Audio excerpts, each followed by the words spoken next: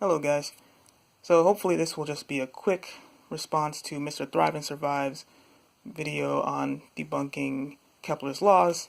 And I just want to quickly show that that observation that Dave made does not in any way refute Kepler's laws at all.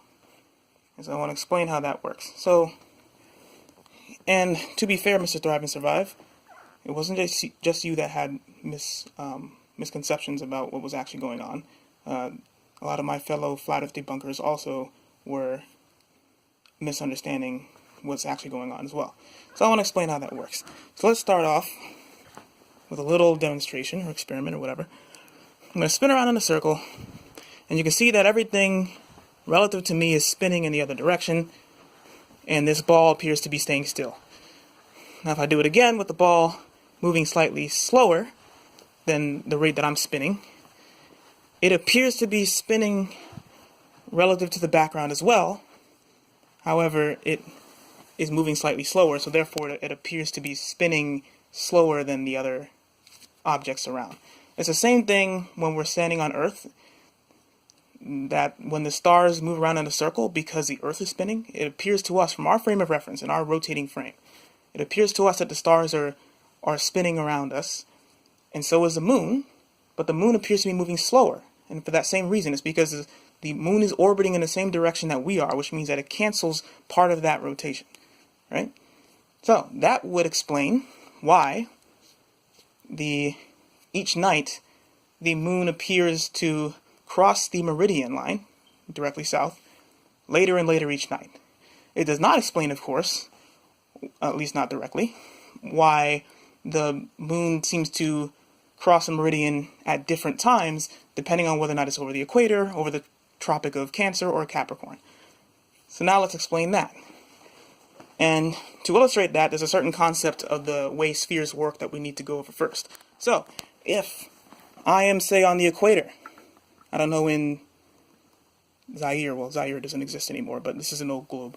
So if I am in somewhere in Africa, say, on the equator, and I'm driving 1 degree per hour. That means I'm going 70 miles per hour.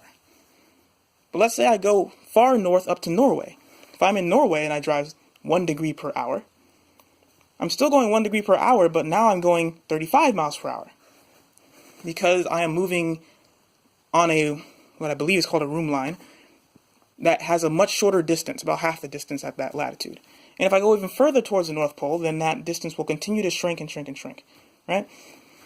So I can move the same angular distance, so to speak, but the absolute distance will be less. Okay, that is how spheres work. Now, why is that important? Well, it's important because we need to understand the reason why the moon takes a path around the sky that it does in the first place.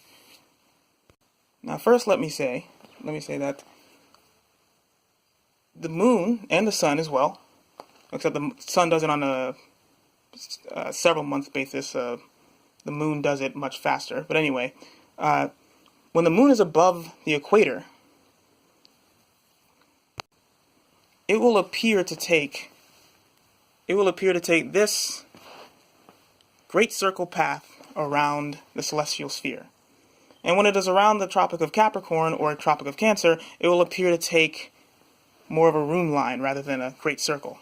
Because when the Earth is spinning, and by the way, this is actually perfectly explained by the Earth's tilt, the reason why the stars and the moons cut the celestial sphere the way they do. I can make another video about that if you need me to. So now let's imagine two different scenarios. First, we will pretend that the moon does not orbit the Earth at all. Okay? Let's imagine it just stays there in place, which means it stays there with the rest of the stars. So it will cross that meridian line at the same exact time every night. Well, the same time that the stars do, that is.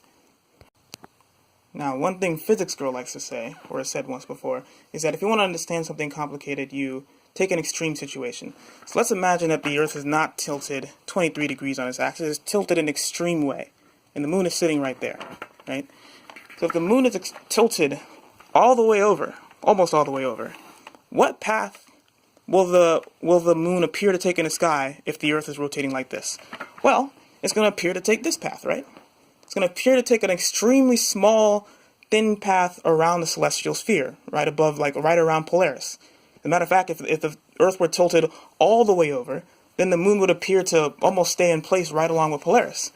So you can see that even though the moon is still going around 15 degrees per hour, just like the rest of the stars, the absolute distance around a celestial sphere that is moving is actually very small.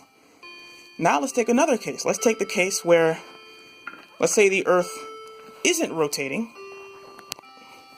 It's not rotating about its axis, but instead the moon is the one that's orbiting. So now in this case, what path will the moon take across the sky? Well, now the moon will take a great circle path around the sky. I drew these great circle paths.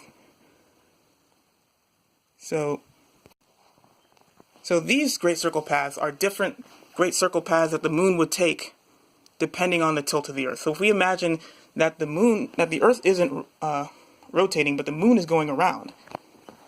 But let's take an extreme case again, which is physics girls' favorite method, right? So we take the Earth extremely tilted and imagine the moon orbiting around. What will the moon do as it orbits around?